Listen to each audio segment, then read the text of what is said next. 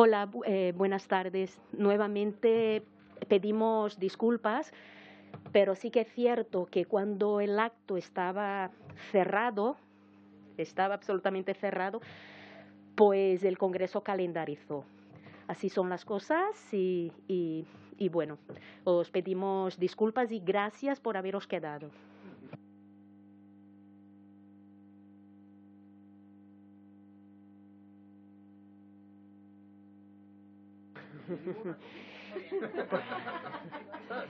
Pues, pues aunque falte Gerardo que está viniendo, yo sí que retomaría, precisamente para no alargar mucho, ¿no? También quienes habéis venido puntuales, para no retrasar mucho el acto, porque además también, bueno, pues como cada cual también tiene que salir luego corriendo a sus tareas o a sus cuestiones, ¿no? Personales. Entonces, retomamos, no sé si con el orden ya me he desajustado yo, pero no sé si María tú quieres hablar ya que estás por aquí o no, y después ¿sí? O dejamos que empiece Tom y que María... Pues dale, sí, pues que empiezas Tom. ¿Qué te parece, Tom? ¿Yo? Si te apetece, si te sientes con ganas. Era por eso, para que descansaras. Sí.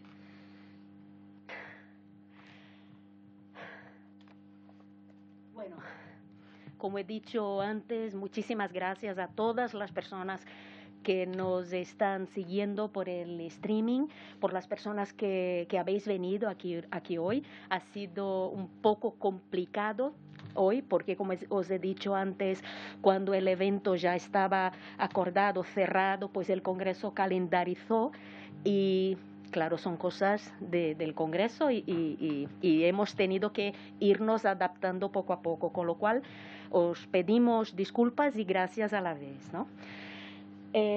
También quiero agradecer a todas las personas, entidades, fuerzas políticas que han hecho posible este acto.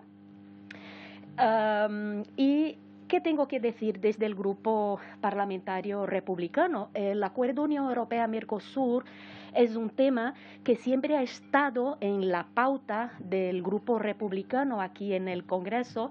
Obviamente yo también tengo la nacionalidad brasileña, soy brasileña, pero también es una pauta que el partido se cree. También en Europa, porque ahí en Europa formamos parte de los verdes del ALE, con lo cual es una pauta que existe, es una pauta, nosotros estamos absolutamente en contra de la ratificación de este acuerdo y en esta legislatura el Grupo Parlamentario Republicano hemos registrado muchas iniciativas parlamentarias, preguntas varias. Acaba de llegar el compañero Gerardo Pisarello. Gerardo ha tardado más porque Gerardo es el primer secretario de la mesa del Congreso y te hago un agradecimiento muy especial porque el día hoy ha sido bastante complicado. También quería hacer alusión a una proposición no de ley que hemos entrado desde el Grupo Parlamentario Republicano en base a un informe muy bueno de UGT y en base también a un informe de Ecologistas en Acción y de varias entidades y ONGs, plataformas a nivel internacional y también brasileñas, por la que nosotras instamos al gobierno español a no ratificar el acuerdo de asociación entre la Unión Europea y Mercosur por incumplir los objetivos de desarrollo sostenible para debate en la Comisión de ODS. Desgraciadamente, esta proposición de ley fue rechazada por las derechas, por la extrema derecha y por el PSOE. Fue rechazada desgraciadamente, ¿no? Nosotros pensamos que los Estados miembros de la Unión Europea y del Mercosur no pueden mirar hacia otro lado cuando la implementación de este acuerdo acelerará la crisis climática, como se ha dicho aquí, como se continuará explicando, destruirá los medios de vida rurales. Doy mucha fe de ello. Aquí tenemos también personas de la comunidad brasileña, de entidades que luego hablarán, que también dan mucha fe de ello. Destruirá los medios de vida rurales y violará derechos humanos de poblaciones indígenas, quilombolas etc. El acuerdo Unión Europea-Mercosur es parte de un modelo comercial obsoleto que ha fracasado.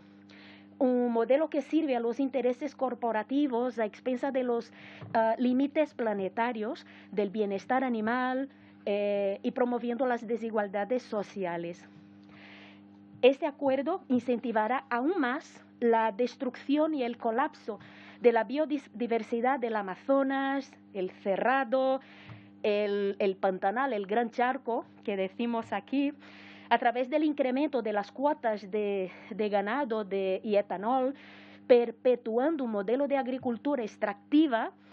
En Brasil ahora con Bolsonaro sabemos bien lo que es esto, ejemplificado por el sobrepastoreo, la expansión de la ganadería intensiva. Ahora aquí también en España se está hablando muchísimo, ¿no?, de las macrogranjas.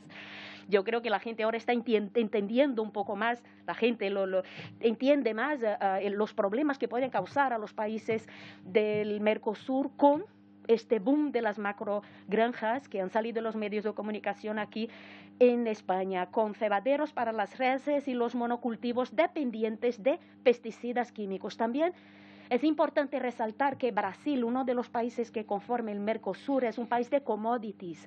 Es un ¿cómo es dice? Granero, gracias, Rosé. Es un granero, es el granero de China, por ejemplo, con lo cual no podemos subsistir como país solo con las commodities. Pues todo eso son señales políticas de que el acuerdo legitima las violaciones de derechos humanos relacionadas con las cadenas de producción y suministro. El acuerdo Unión Europea-Mercosur destruirá los medios de vida del campesinado brasileño y las explotaciones agrícolas familiares en Europa y América Latina. El informe de UGT incluso habla sobre pérdida de trabajo en España. El informe va de esto, ¿no? O sea, explicando los problemas para el trabajo en España con la firma de ese acuerdo. Al intercambiar productos agrícolas por automóviles que contaminan, ese acuerdo supone una amenaza inminente para los empleos en el sector industrial en los países del Mercosur. Se perpetúa así un modelo de dependencia donde las economías sudamericanas son las exportadoras de materias primas, como he dicho antes, las commodities, por ejemplo, baratas sobre todo, obtenidas mediante la destrucción de recursos naturales vitales en lugar de fomentar el desarrollo de economías sólidas, diversificadas y sostenibles. Y para acabar, como he dicho antes, el grupo Los Verdes en Europa, el grupo ALE, como también Left, hizo un informe y del cual forma parte, ¿no?, Esquerra Republicana, ha hecho un claro posicionamiento for people and the planet say no to Unión Europea, acuerdo Unión Europea-Mercosur, ¿no? Porque dicen que no a este acuerdo comercial. Se espera que este acuerdo comercial aumente la deforestación de la Amazonía, destruya la biodiversidad, socave el bienestar animal, aumente las violaciones de derechos humanos. Y hay una creciente coalición de gobiernos que se están dando cuenta de los peligros de firmar este acuerdo, los peligros para las personas y también para el planeta. Además, dice Los Verdes, que ya lograron en el Parlamento Europeo que el Parlamento Europeo se opusiera, y seguro que Miguel lo ha dicho, a la ratificación del Acuerdo Unión Europea-Mercosur en octubre del 2020, principalmente por la alarmante situación en la Amazonía. Necesitamos aumentar la presión como ciudadanos y ciudadanas, como políticos, políticas, como organizaciones sociales, colectivos, comunidades, etcétera, sindicatos también, contra la firma de este acuerdo para que más gobiernos de la Unión Europea, pero también los que conforman el Mercosur, se den cuenta de que firmar este acuerdo es una mala idea. Muchísimas gracias.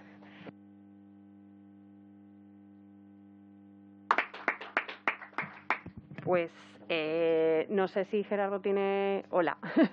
Si tienes prisa, ¿no?, por salir, pues por adelantar tu participación. Vale, no, muchísimas gracias y perdonad porque efectivamente ha sido un día complicado, ahora teníamos un problema también en la mesa, pero bueno, como muy rápidamente, porque además está aquí mi compañero Juancho López Uralde, que también ha llevado desde varias comisiones cuestiones vinculadas al acuerdo Unión Europea-Mercosur, aunque es verdad que lo hemos tratado también en exteriores. Bueno, agradecer mucho por la invitación y por el excelente trabajo que se ha hecho en este informe. Forma parte de batallas que venimos dando hace mucho tiempo. Agradecerle a Tom, ¿no?, por la persistencia, a Tom personalmente, pero a toda la gente, obviamente, las activistas, y a Tom porque tengo una relación personal con él, pero es un agradecimiento colectivo a todas las organizaciones que están dando esta batalla, que es enormemente importante y que forma parte de una batalla más larga, ¿no?, contra los tratados de libre comercio en general, que dimos en su momento contra el TTIP y contra muchas otras cosas, ¿no? Yo por centrarme en un tema, porque yo creo que María ya ha planteado cuáles son los problemas, ¿no?, que plantea el acuerdo Unión Europea-Mercosur, hay una idea que recoge Miguel Urbán en el prólogo, que me parece un prólogo excelente también, con el que comparto prácticamente todo, que es, claro, cómo se construyen en el contexto en el que estamos las alianzas políticas y sociales para que esto se pueda abrir camino, ¿no? Ahí Miguel lo que dice, bueno, hay unos argumentos objetivos, pero si no hay movilización social y si no conseguimos tener los apoyos y las alianzas entre movimientos sociales y espacios políticos, pues la cosa va a estar complicada. Entonces yo creo que ese es un gran tema, ¿no? Me parece que en el ciclo político, el partido del agronegocio es muy fuerte en toda América Latina, porque son muy pocos los países que han hecho reformas agrarias, salvo México, que tuvo una revolución en 1910, es un tema pendiente. Entonces, como no hay reforma agraria, el partido del agronegocio es el partido que permite que gobierne Bolsonaro, es el partido golpista en muchos otros países, digamos, es la ultraderecha, que como bien se señala, pues necesitan del garrote, ¿no?, para imponerse ya, no pueden hacerlo simplemente engañando a la gente y vendiéndole las grandes bondades de estas políticas neoliberales. En el ciclo político anterior se consiguió una cosa impresionante, que fue parar el ALCA, el Tratado de Libre Comercio con Estados Unidos. Eso fue impresionante, que se debió en buena medida a todo el ciclo político que se había generado allí, las alianzas que había entre los gobiernos. Es verdad que esos mismos gobiernos luego tuvieron más contradicciones cuando se trató de tratar el tema del extractivismo. Entonces ahí hubo una cosa que era una victoria por un lado, ¿no? Se paró el ALCA, una cosa histórica para América Latina, pero algunos de esos gobiernos pues continuaron con algunas políticas extractivistas porque no fueron capaces, no se atrevieron, no pudieron, no quisieron, y objetivamente es complejo, porque es complejo conseguir alternativas a ese modelo económico y alternativas al extractivismo si no tienes un proyecto de industrialización coherente con eso, si no estás dispuesto, ¿no? Y como digo, hay un lastre muy largo en la historia de América Latina en eso. Y yo creo que el gran problema que tenemos aquí, y también lo señala Miguel en el prólogo del libro, es que estamos viviendo una fase de la pandemia, esta segunda fase. Pasamos de la fase Winnie the Pooh, que era la fase inicial, ¿no? Aplausos, vamos a salir todos cambiados de esto va a ser diferente, y es como si ahora estuviéramos en una fase muy regresiva en donde el malestar social conecta mucho más con lo que está planteando la extrema derecha, y del otro lado pues ves que la movilización social y la presión social está suspendida, en parte por la pandemia. Ya vamos a ver qué pasa ahora, ¿no?, cuando se comiencen en parte por las limitaciones que supone la pandemia. Pero es como si, mi impresión es esa, que estamos en una fase regresiva donde lo que se discute en la Unión Europea es si la energía nuclear ahora es verde, si el gas es verde. Entonces todo el discurso sobre la transición energética, etcétera, etcétera, pues está cayendo. Entonces ahí me parece que la gran pregunta es cómo se consiguen esas alianzas en el sur y en el norte. Las principales tienen que ser en el sur. Es decir, yo soy del sur, me siento del sur, somos los países del sur, los pueblos de nuestroamericanos, los que vamos a tener que parar este acuerdo, los que vamos a tener que plantar cara a un acuerdo de estas características y a los efectos negativos que puedan tener sobre las poblaciones, ¿no? ¿Qué margen, digamos, hay que hacer para esto? El hecho de que sea Mercosur y no el ALCA también, es verdad que este es un proyecto que de momento tiene un país clave, Brasil. Aquí hay el interés porque Brasil es un país enorme en América Latina, Claro que está Argentina también en el Mercosur, claro que, pero esto es Brasil sobre todo, ¿no? Por lo tanto, la batalla brasileña va a ser muy importante. Contra Bolsonaro es fácil, ¿no? La cuestión es qué va a pasar cuando pierda Bolsonaro y cuál es el proyecto que puede llegar a tener pues Lula si vuelve a ganar las elecciones, el PT, sus alianzas. Ahí vamos a volver a reproducir, digamos, esa situación. Lo que escuchamos de Lula aquí cuando estuvo, hay como una especie de tema en disputa, a mi juicio. No está resuelto. Es decir, los nuevos gobiernos progresistas, populares, caractericémoslos como queramos, de esta nueva ola en América Latina,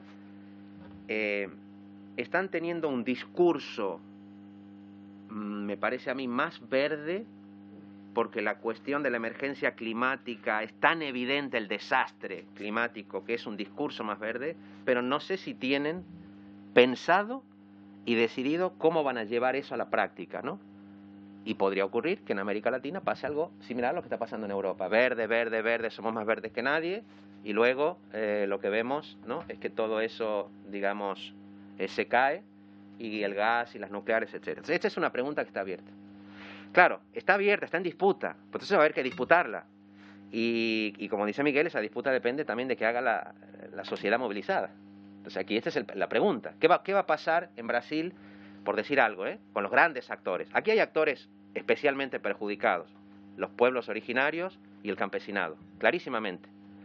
Los pueblos, cierro, los pueblos originarios son muy valientes, pero bueno, hay una fragilidad. Por tanto, hay que ver qué hace el MST, hay que ver qué hace el movimiento sindical, qué alianzas construyen, si queremos parar esto. Y aquí tenemos una obligación similar. ¿Cómo generamos una coalición que vaya más allá de los que venimos de toda la vida del activismo clásico contra estos tratados, para poder sumar actores que hasta ahora no estaban, pero a los que vamos a necesitar también para dar esta batalla? Yo, por ejemplo, pienso que el hecho de que UGT y comisiones obreras se hayan metido en este tema y hayan visto que tienen que tener una posición crítica sobre esto es una buena noticia. Y necesitamos que eso, me parece, que crezca, ¿no? Y, por lo tanto, la pedagogía que se haga con actos como este me parece muy importante. Eso, y una última cuestión, y con esto acabo, también aprovechar en la medida de lo posible, mientras la movilización no se desencadene, pues en aprovechar las contradicciones que hay entre los de arriba. Francia tiene un problema porque tiene un sector agrícola potente. Francia sí hizo una revolución y medianamente tiene otra estructura, digamos, de la tierra, y entonces a Macron, bueno, le sabe mal enfrentarse a ese sector. Y por lo tanto es crítico es menos dócil, digamos, a la hora de apoyar el acuerdo Mercosur, pues eso hay que aprovecharlo. No va a ser eso lo que lo va a parar, pero las contradicciones que hay arriba también van a ayudar. Así que nada, lamento mucho no poder quedarme más al debate, pero muchísimas gracias por el trabajo, enhorabuena, y nosotros pues comprometidos a hacer todo lo que haga falta desde aquí para que se abra, digamos, se abra paso, ¿no?, esta defensa de los derechos de los pueblos, de la naturaleza, y de un modelo que efectivamente ponga en cuestión este capitalismo que no se sostiene por ningún lado y que por eso está siendo tan violento como está siendo violento ahora. Muchas gracias.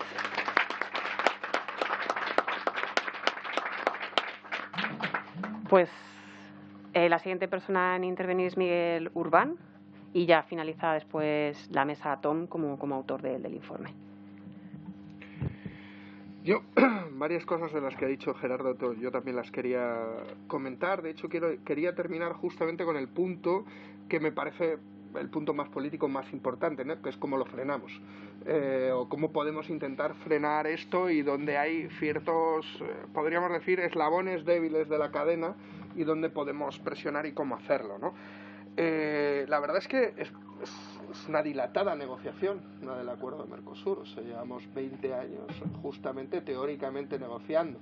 No es real.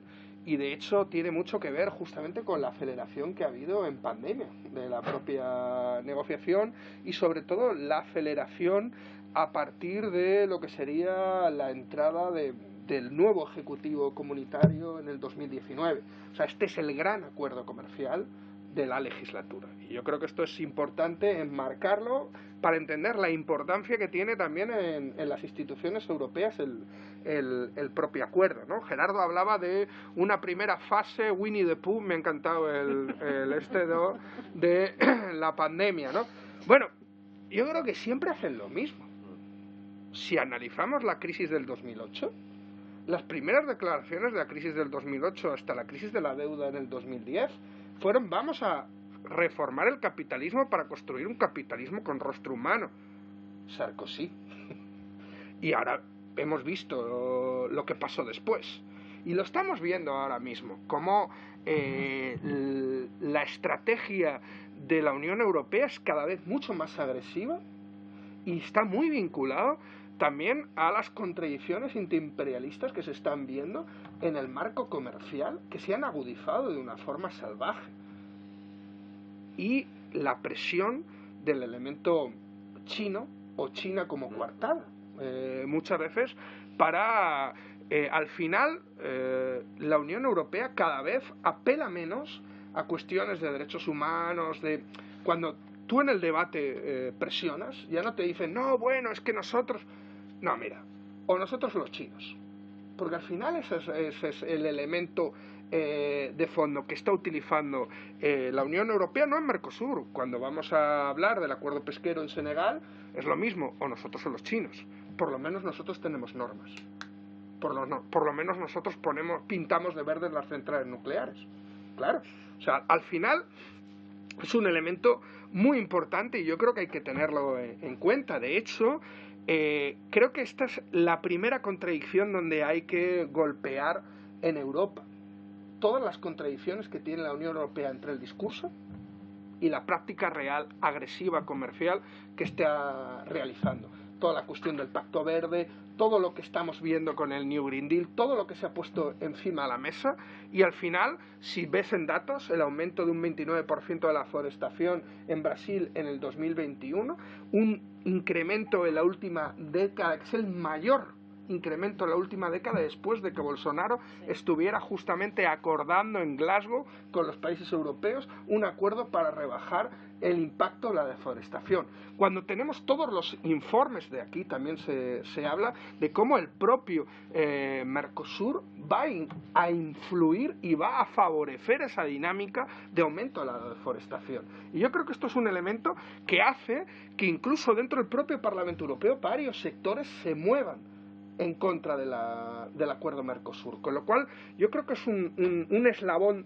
débil, y en ese eslabón débil hay un elemento que es en momentos de la posverdad, ¿no? ¿De qué datos nos podemos fiar?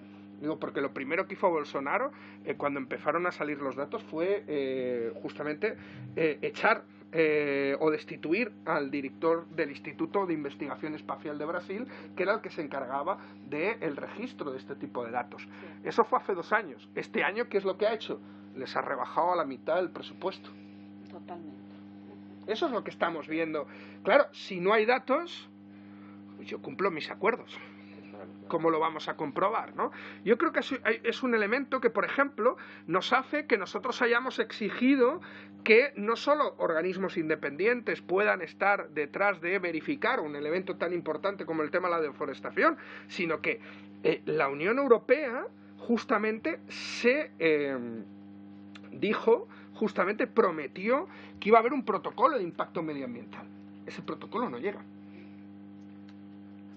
O una cuestión que decía Fernanda Melchona, que es fundamental, la nueva legislación sobre los estudios de impacto medioambiental de minas, de agronegocio y demás, que se aprobó en el Congreso brasileño, que ahora se quiere ratificar en el Senado. Nosotros hemos hecho una pregunta directamente a la Comisión Europea justamente sobre el impacto que tendría sobre las cláusulas medioambientales recogidas en las negociaciones. Y no sé si nos respondió un becario, porque normalmente las respuestas en la Comisión Europea son totalmente evasivas, ¿no? Pero nos respondió que efectivamente teníamos razón, que si eso se aprobaba, a lo mejor no se podía ratificar el acuerdo Unión Europea-Mercosur porque entraba en contradicción con las cláusulas medioambientales recogidas en el propio acuerdo. Por eso digo que el becario ese día tuvo una mala tarde, ¿no? Pero no es menor, o sea, que podamos desenmascarar todo ese discurso verde como coartada, incluso generar contradicciones. Está el elemento de Francia y el tema del campo, que hablaba Gerardo, que es fundamental. No vamos a oír hablar de ratificación del acuerdo Mercosur hasta que terminen las presidenciales francesas. Y eso es porque hay un debate en Francia sobre el acuerdo Mercosur. Nosotros tenemos que meter ese debate aquí también. Y eso es un elemento fundamental, porque Gerardo ha hablado del partido, ¿no?, del agronegocio en Brasil, en conjunto América Latina, el buey, la bala y la Biblia, ¿no? Creo que es exactamente la bancada, ¿no? Bueno, hablemos del partido de las macrogranjas en España. Claro, ya que se ha metido justamente porque había un estudio de Ecologistas en Acción justamente que decía que España es el principal productor de piensos compuestos para ganadería, con 37 millones de toneladas anuales, que es ese alimento se produce con soja que se trae fundamentalmente de América Latina, fundamentalmente de Brasil, y que es justamente fruto de la tala masiva de árboles en el Amazonas. Hay que vincular al partido del agronegocio con el partido de las macrogranjas también aquí en España y en Europa, que además tienen políticas en otros sentidos muy cercanas, y denunciar justamente a esa extrema derecha que está detrás también y que son los principales beneficiados de estos acuerdos comerciales, y denunciar la hipocresía europea alrededor del tema de las cláusulas de derechos humanos que yo citaba anteriormente, o de las cláusulas medioambientales. Incluso nos dicen, no, esta vez van a ser vinculantes. ¿Cuál es la trampa? Muy sencillo. ¿Qué es lo que quieren? Nos quieren partir el acuerdo de Mercosur. No quieren ratificar el conjunto del acuerdo Mercosur, que tendría que pasar por una ratificación Estado por Estado, Parlamento por Parlamento. Quieren una ratificación provisional del acuerdo comercial, que valdría simplemente con el voto en el Parlamento Europeo, saltándose a los parlamentos nacionales y dejando en papel mojado cualquier tipo de cláusula que esté recogida en el acuerdo, porque eso estaría dentro del pilar político del tratado.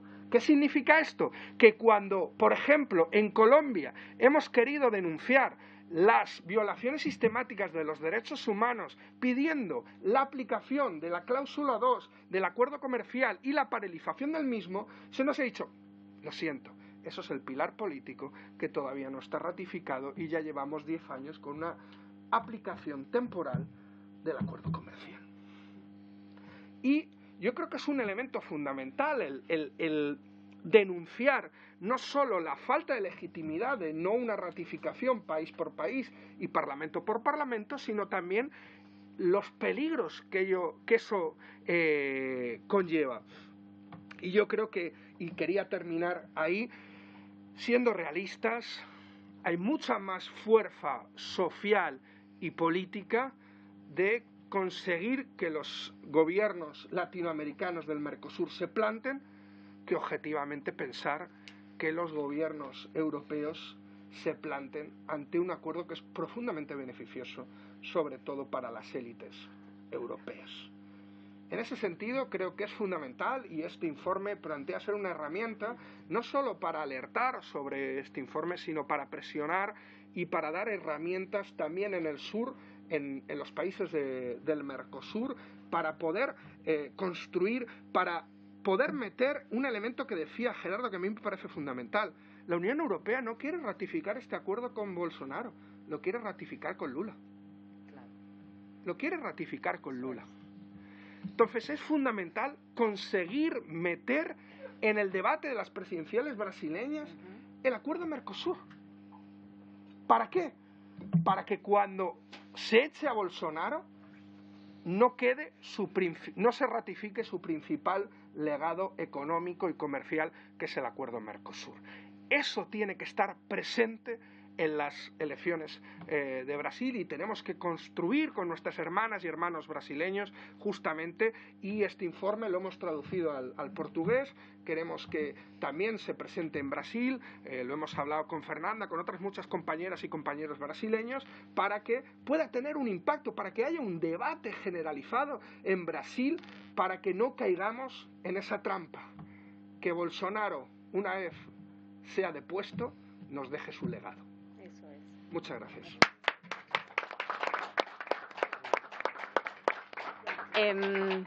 Muchas gracias. Hay una persona, bueno, que su intervención es importante, aunque sea de fila cero, que es Losenira Maximino.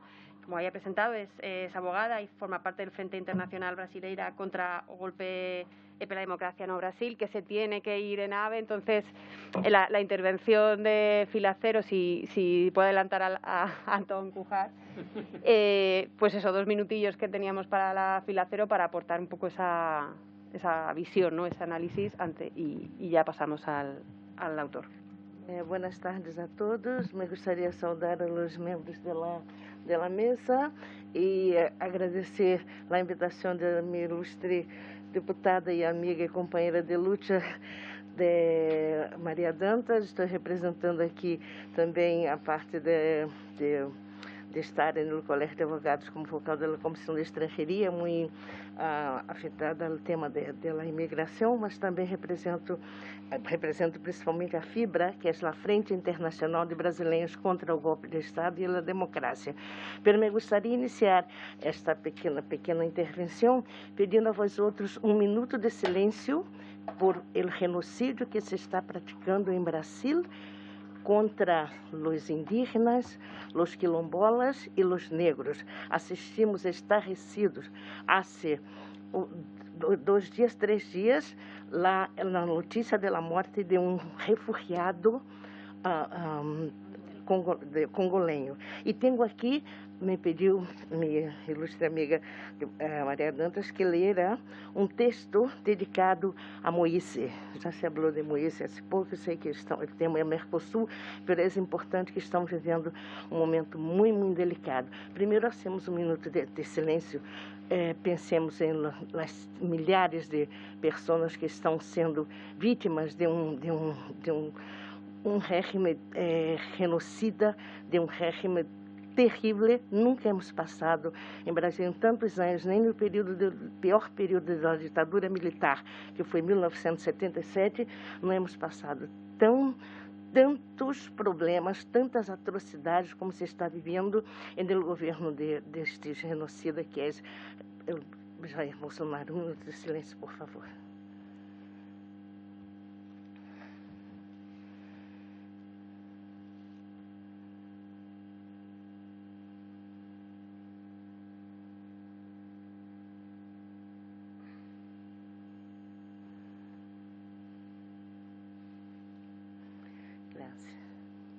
Mais de 200 milhões de pessoas poderiam converter-se em refugiados climáticos em 2022. Estas são as regiões que se verão mais afetadas. Se habla de refugiados climáticos para referir-se a pessoas que se han visto obrigadas a desplaçar-se por culpa de desastres naturais e do câmbio climático, aunque o término não conta com representação na legislação internacional, o termo. O informe das Nações Unidas destaca que em 2019 houve mais demanda de ajudas humanitárias de la prevista, principalmente por los conflitos e por las catástrofes naturais. Pero a maioria de países mais vulneráveis ao câmbio climático se ubica no continente africano. Em la República Democrática do Congo, hasta 12,8 milhões de pessoas necessitaram ajuda em 2019. A cifra supera os 8,9 milhões de Etiópia, 4,2 milhões em Somália, 5 milhões em Sudão, 4,3 milhões em Chad. Se encontram em esta lista também Burundi, Níger, Mali ou a República Centro-Africana. Tanto é assim que o informe prevê que em 2050 o câmbio climático generará 86 milhões de imigrantes em África, que se sumarão a los 18 milhões de imigrantes que já vivem na região. A República Democrática do Congo, RDC, é um extenso país rico em minerais. Já se falou há pouco do tema dos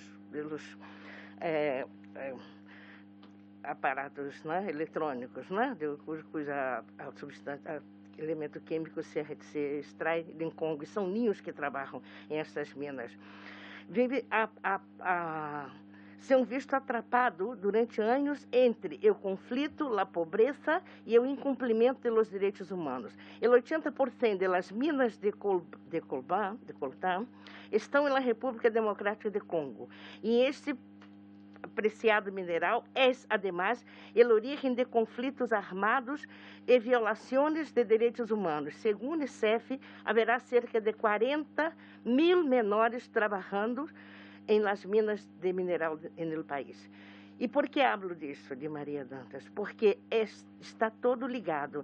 As transnacionais, o câmbio climático, os acordos comerciais e a colonialidade. Porque o Brasil está comocionado e por isso queremos recordar e fazer uma homenagem ao jovem refugiado congolês Moise Mugedi Kabagamba, assassinado por diversas pessoas a punhetaços, patadas e garrotes, por reclamar 2 dias de impago em que os quando trabalhava em Rio de Janeiro. Moise encontrou a morte em el país que sua madre elegeu para buscar refúgio, viver e criar a seus filhos, pero se encontraram com o racismo institucional, com uma sociedade violentíssima marcada por ciclos de dominação escravista que continua hasta hoje, em forma de genocídio de negros, indígenas, gitanos, LGTBI, migrantes. Esta é homenagem a Moise. Justiça para Moise, vidas negras importam. Este é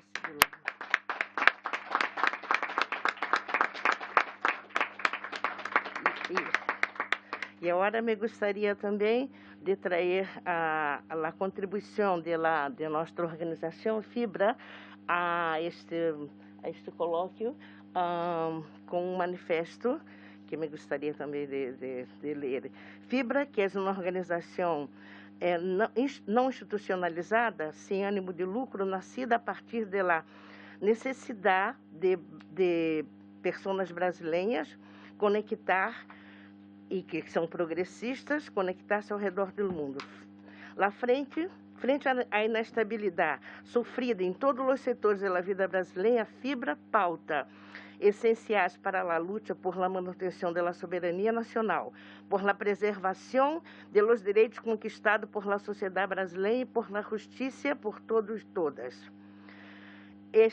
Este frente atua de forma horizontal, destacando-se a autonomia de los coletivos em la promoção de ações e eventos que procuram fortalecer a luta de los movimentos sociais e a denunciar os efeitos nefastos da real conjuntura de Brasil pós-golpe de Estado. Assim mesmo, denunciamos os ataques ao Estado Democrático de Direito, fomentando ações culturais e educativas sobre a consciência política. Defendemos incondicionalmente o meio ambiente e os direitos humanos, denunciando de vários ataques institucionalizados contra afrodescendentes, mulheres, quilombolas, pueblos originários e tradicionais, comunidades LGBTI, ativistas e demais minorias progressistas.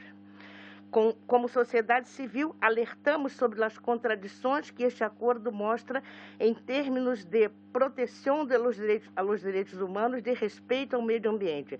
A continuação, exponemos 2 pontos do acordo, a nosso parecer, os mais graves que estão sendo citados aqui por quase todos os que interviram. proteção do meio ambiente e condições de trabalho. Em relação ao Acordo de Paris, o atual acordo União Europeia-Mercosul apresenta uma completa incongruência política e estratégica ao herir os princípios do desenvolvimento sustentável e a poner em risco a luta contra a devastação de los diferentes biomas, bosques, cerrados e pantanal, e defesa de los pueblos originários. É impossível seguir as prerrogativas do Acordo Internacional sobre a Sustentabilidade e Biodiversidade e apoiar ou comercializar livremente com representantes governamentais cuja política de governo afronta todos os aspectos relativos à vida, dos direitos humanos e ao meio ambiente. Eliminação dos direitos de aduana. Há uma assimetria, que inclusive comentou Érica, há uma assimetria de forças em los términos do acordo com o Brasil, cujo desequilíbrio será lesivo para os interesses nacionais e comprometerá a capacidade do Estado brasileiro de implementar políticas de desenvolvimento, de industrialização e de generar ciência e tecnologia, o que agravará aún mais a precarização das condições de trabalho do povo brasileiro, dentre outros. FIBRA e seus coletivos se colocam em contra da ratificação do acordo União Europeia-Mercosul em virtude de seu caráter neocolonialista e da evidente desventaja da qual se submete a Brasil em el acordo. Os princípios da defesa ambiental e social ratificados no Acordo de Paris não podem ser ignorados no contexto do Acordo União Europeia-Mercosul, como hemos mencionado anteriormente. Atentamente, Frente Internacional de Brasileiros contra o Golpe pela Democracia, FIBRA. Gracias a todos y perdono que tengo. Muchas gracias. Gracias. Ahora sí, continúa la mesa, después volvemos a la fila cero y Tom, adelante. Pues muy buenas tardes. En primer lugar, agradecer a cada una y cada uno de vosotras y vosotros vuestra presencia aquí.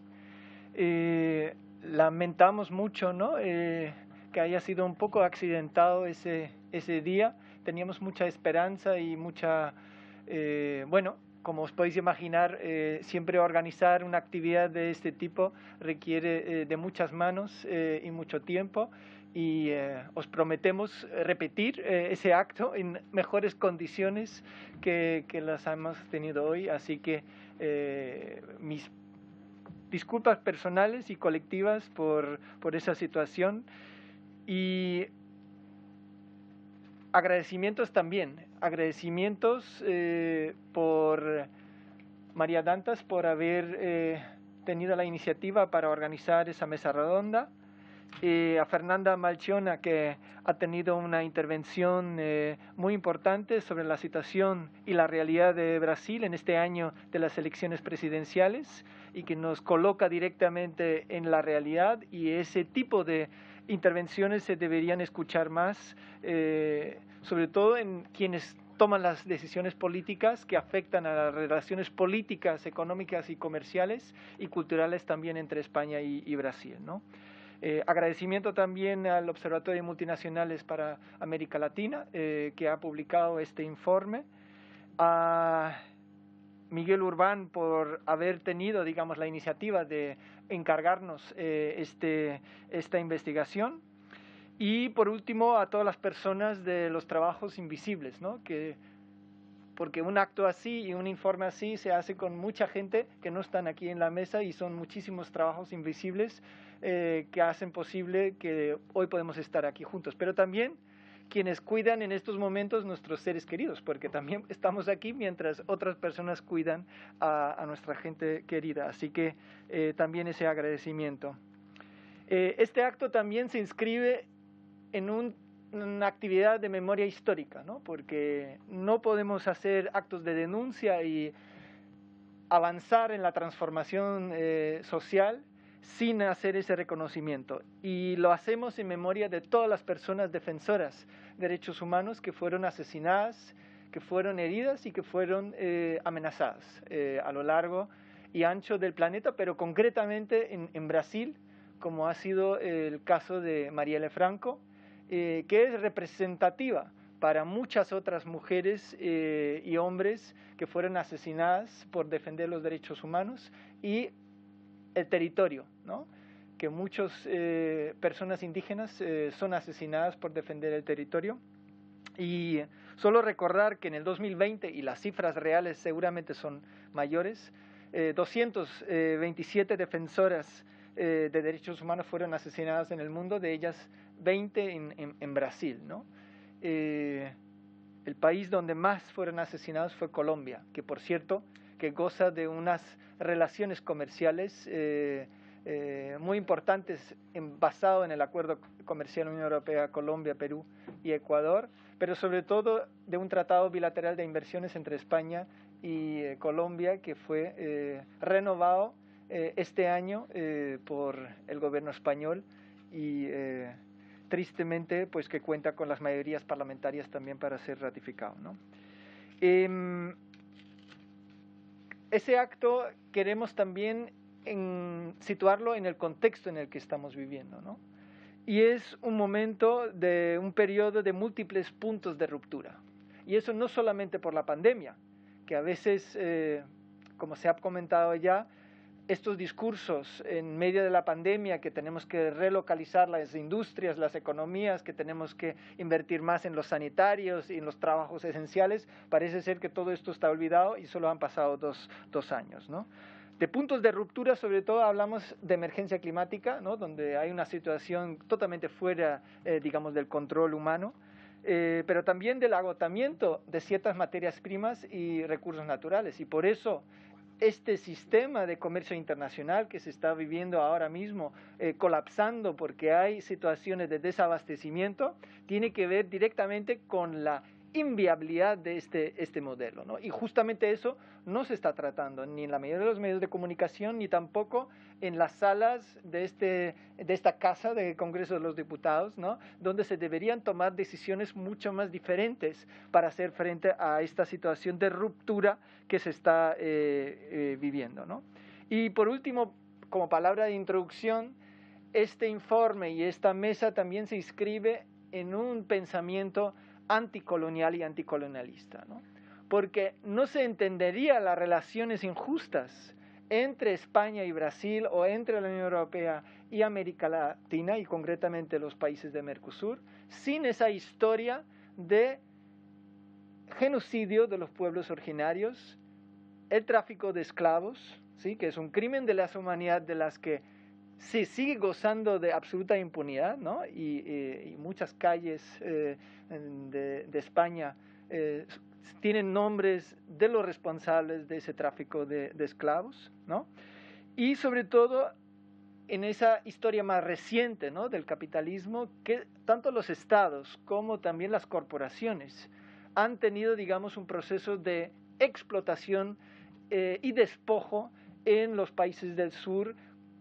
Sin ese despojo y sin esa explotación de los recursos no se entendería, digamos, el modelo económico que se ha ido construyendo concretamente en España y también en la Unión Europea, porque se ha basado en esta extracción ilegal, ilegítima y sobre todo el despojo de muchísimas personas. Entonces, las relaciones comerciales, las relaciones económicas y las relaciones políticas entre Brasil y España en la actualidad se basan todavía en la impunidad de esa historia de 500 años de explotación, ¿no?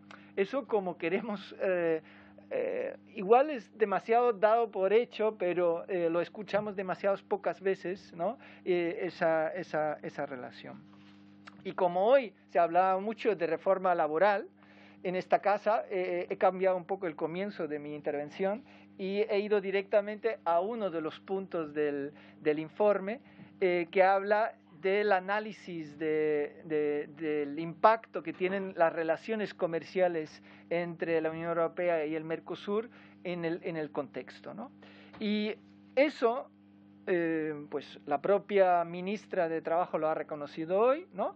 Llevamos décadas de políticas económicas que se han llevado a cabo resultando en bajadas salariales y pérdida de peso de las rentas del trabajo en la riqueza nacional e internacional, y al mismo tiempo han crecido las rentas de capital, ¿no? Eso, bien, lo reconoce la ministra en su exposición, ¿no? De ahí esa cifra, ¿no? De 8 hombres en el mundo tienen la misma cantidad de dinero que 3.200 millones de personas, ¿no? Esa es una absoluta perversidad que no debería existir, pero de eso estamos hablando cuando hablamos del Acuerdo Unión Europea-Mercosur, ¿vale?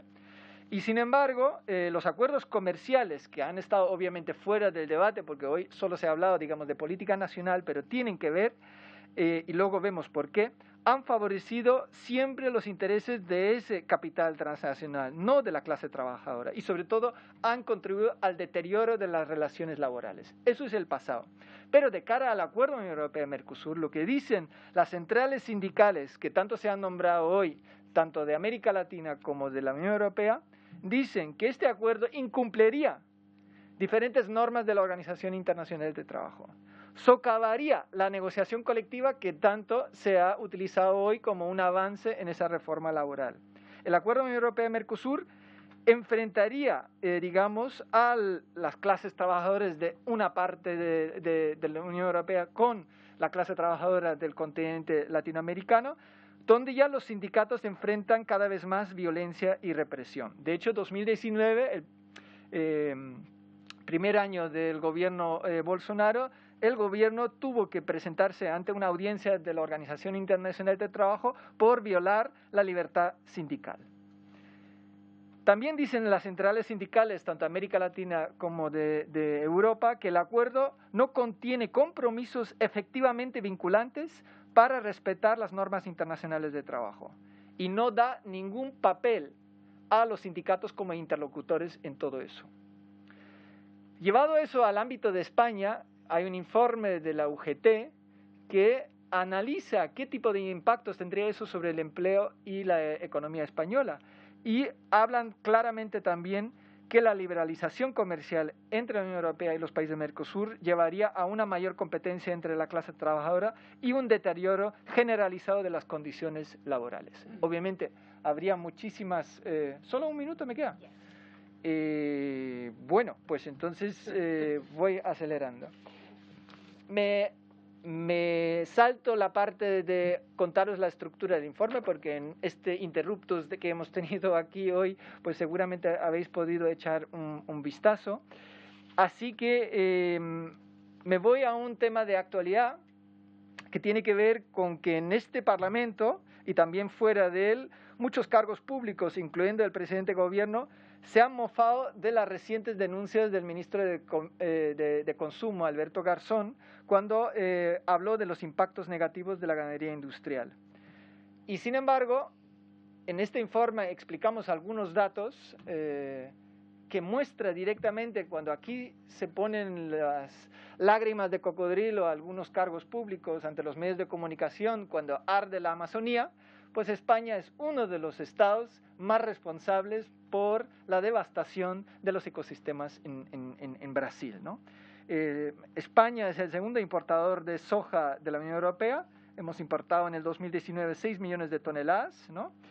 Y la mitad de del cerrado que ya está deforestado, ¿no? De ahí viene gran parte de esta soja que importa la Unión Europea y que también viene a España.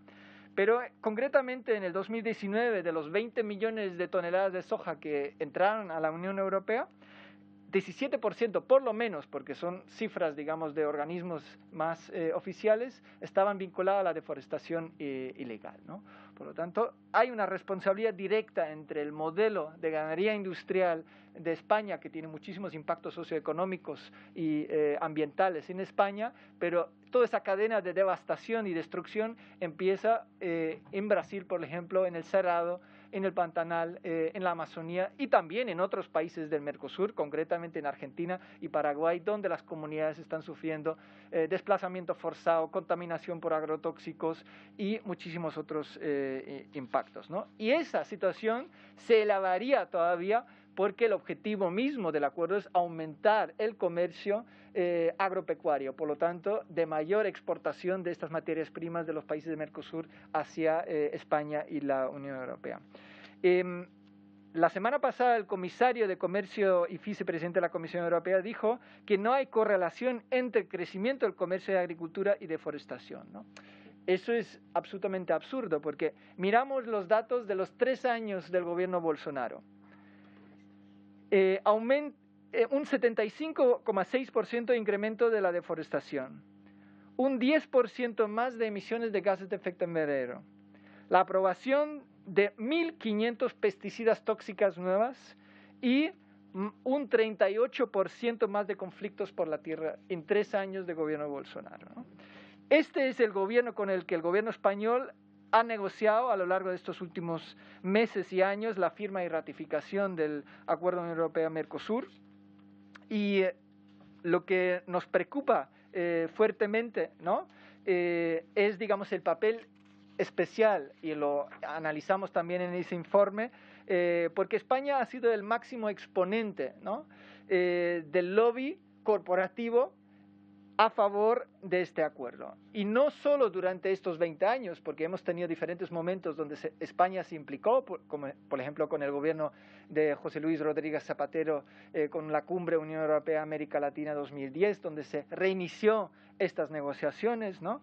Detalles se pueden leer en el informe, pero solo en estos últimos 2 años hemos tenido 2 visitas del Ministerio de Asuntos Exteriores, de Arantxa González Laya y de Álvarez en Colombia, en Brasil, donde se han hecho la foto con Bolsonaro, varias visitas de la secretaria de Estado de Comercio, Siana Méndez, y el propio Pedro Sánchez en varias reuniones, tanto en el Consejo de la Unión Europea como también en diferentes visitas de jefes de Estado de América Latina aquí, como también sus visitas en América Latina, ha dicho que trabajamos a favor de los acuerdos de comercio con la región y confiamos en cerrar el acuerdo con Mercosur en el segundo semestre de 2023, cuando España ocupa la presidencia del Consejo de la Unión Europea, ¿no?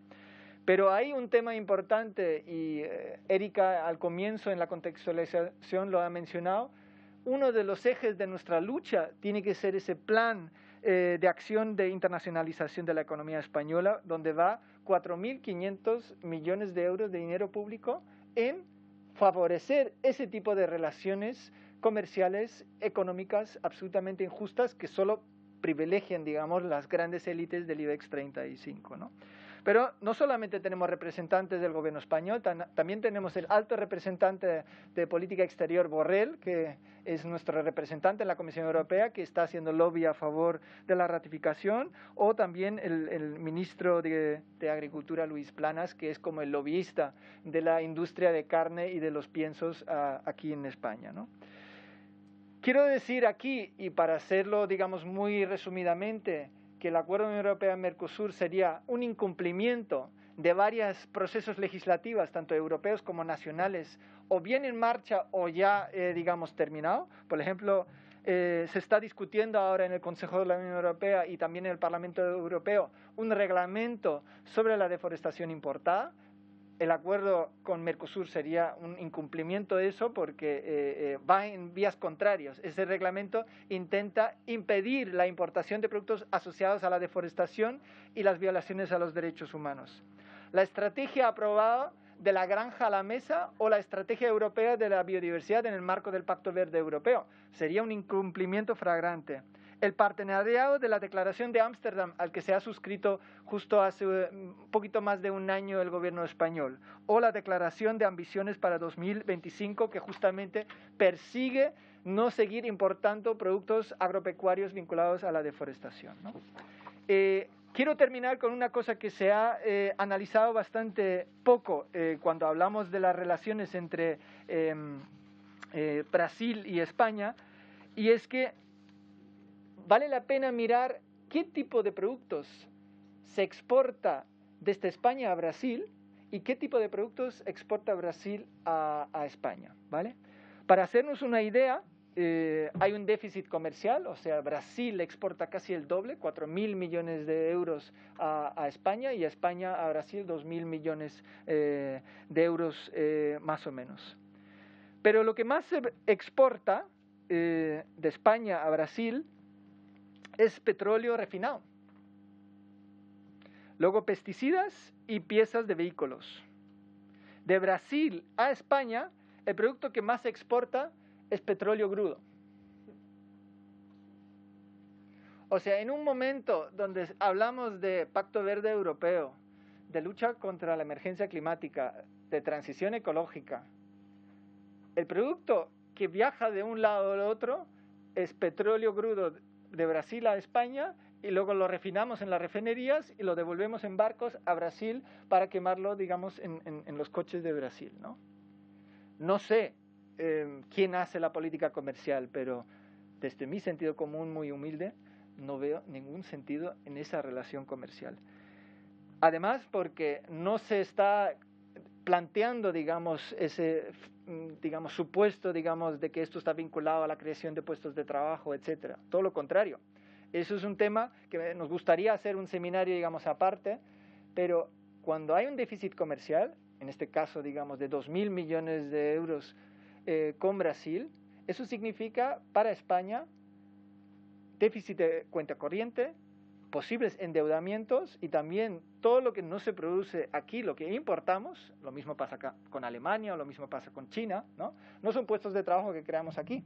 Entonces, no basta solo, digamos, compensar en las condiciones laborales, sino también en dónde se producen las cosas, ¿no? Y que tenemos que acabar con un comercio absolutamente irracional, donde estamos acabando con los ecosistemas y las comunidades indígenas y afrobrasileñas para plantar soja, mientras tenemos el mundo rural absolutamente en crisis porque no plantamos, digamos, un cambio en el modelo y apostamos por la ganadería extensiva, sino por las macrogranjas, ¿no? Digamos, esa contradicción fundamental está en medio del debate sobre ese acuerdo comercial. Entonces ahí está la cuestión: o queremos realmente cambiar todo, o si queremos directamente ir por un sistema, y yo creo que ahí quiero poner un poco de énfasis.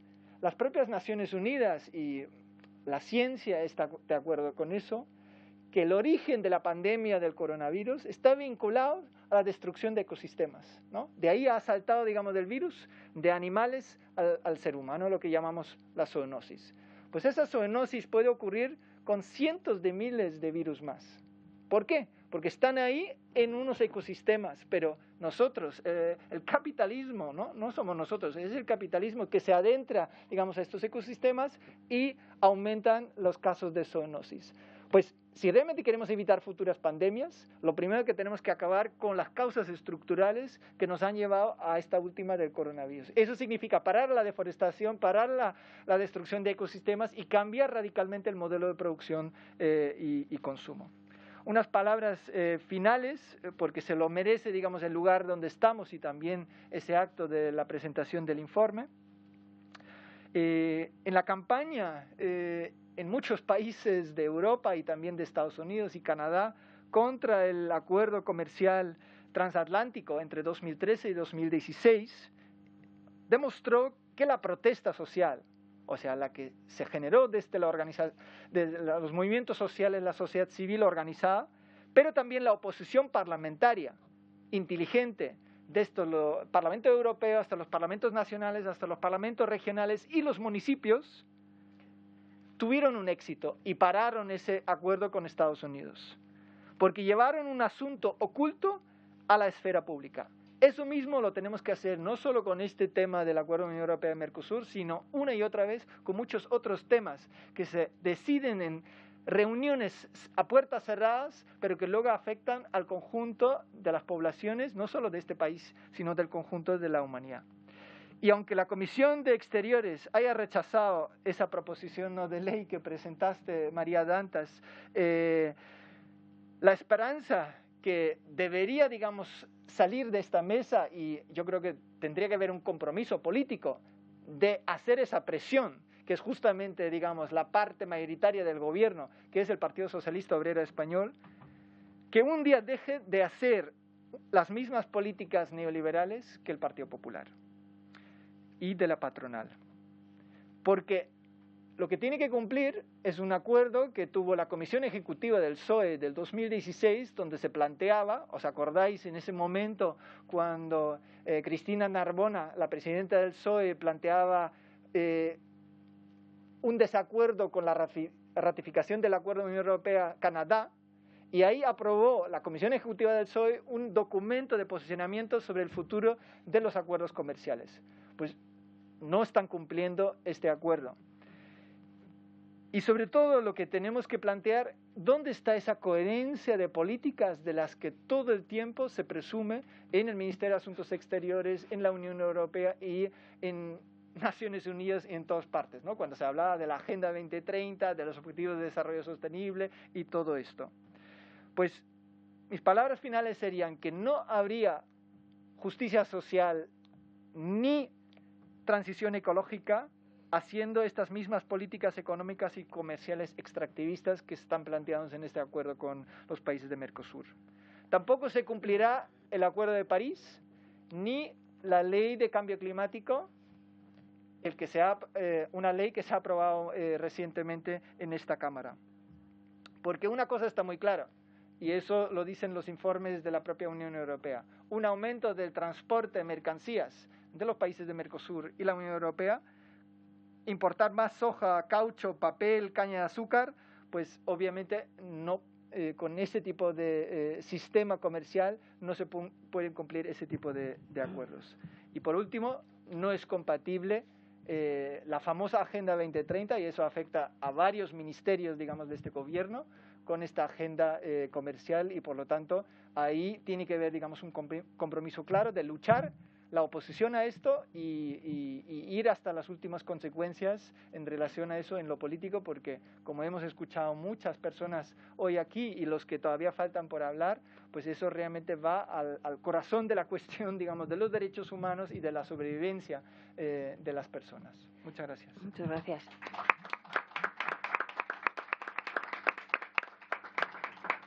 Pues disculpar por las horas que había una fila cero, estaba Ros Figueira que iba a participar, bueno, está presente también Ruse Maestro, que es presidenta de la Comisión de Cooperación Internacional, y que hubiera sido muy interesante también su participación, pero por las horas que son, vamos a cerrar, y vamos a cerrar con un agradecimiento que va a hacer María Dantas. Muchas gracias.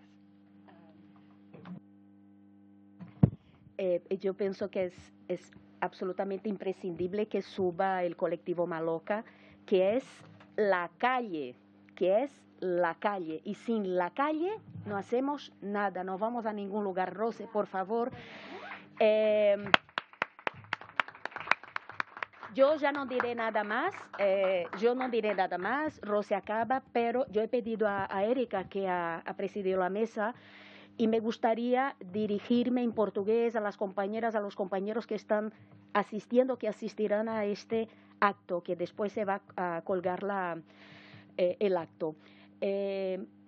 Eu gostaria muito de agradecer, e eu acho que os companheiros e as companheiras aqui vão entender o meu português. Em primeiro lugar, agradecer à deputada Fernanda Melchiona, que é uma pessoa que está fazendo um trabalho espetacular no Brasil contra a ratificação desse acordo. Fernanda, desde aqui um grande abraço, solidariedade internacionalista e sororidade para você, para todas as pessoas, todas as mulheres do PSOL.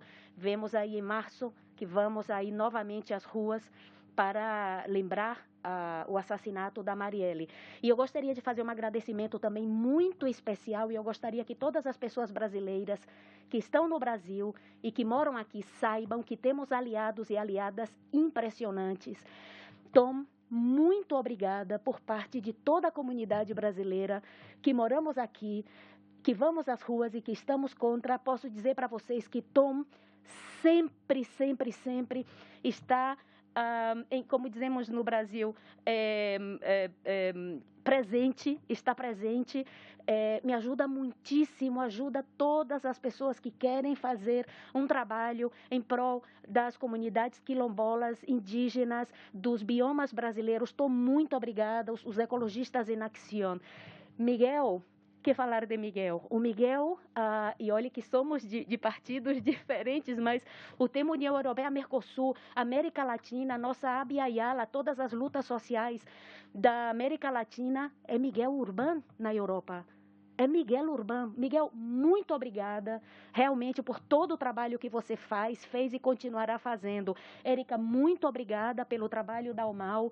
Esse relatório é um relatório espetacular e eu espero que todas vocês leiam e, como disseram aqui na mesa, sem rua não conseguiremos nada. E obrigada também especialmente a todos os coletivos migrantes, como aqui Pepe Mejias, que está, as companheiras aliadas de outras forças parlamentares, como temos aqui a Rosé, como temos aqui o pessoal da Firmes também, muito obrigada. Temos aqui também um jornalista brasileiro, Pedro Mox.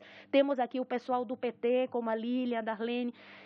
E passo a palavra para a companheira Rose, que é... Quem não conhece Rose em Madrid? Rose é luta em pessoa. Muito obrigada, Rose.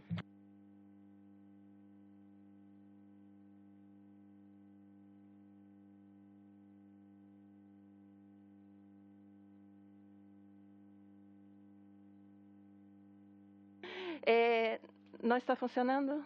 Ahora, voy a hablar muy rapidito de que sin los pueblos originarios no hay vida en el planeta.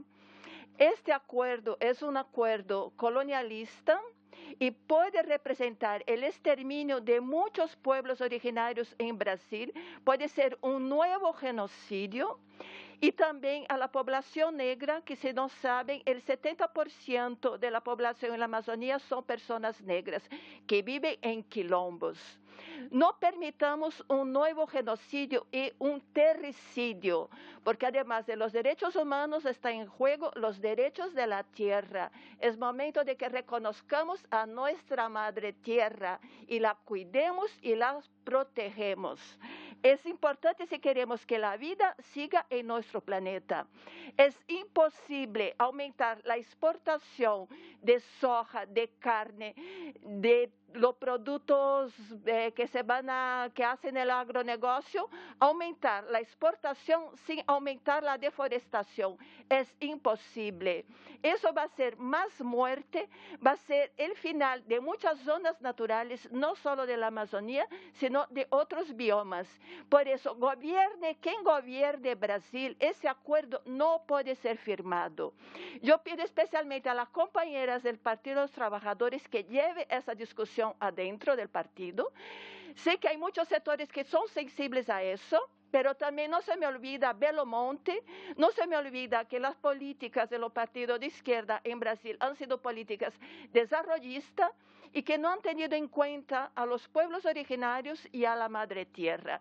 Si queremos la vida en el planeta, vamos a cuidar nuestra madre tierra. El planeta está a borde de un colapso y ese acuerdo con la Unión Europea y el Mercosur puede significar un paso gigantesco para el exterminio de pueblos originarios y eso va a repercutir aquí también en Europa. Por eso, gobierne quien gobierne en Brasil contra ese acuerdo. Aquí estamos saliendo en la calle, la Asociación Maloca, el Colectivo por los Derechos en Brasil, muchas veces con ecologistas en acción, ya desde hace tiempo en contra del acuerdo comercial y seguiremos luchando. Y seguiremos luchando, ese acuerdo no puede ser ratificado. Muchas gracias.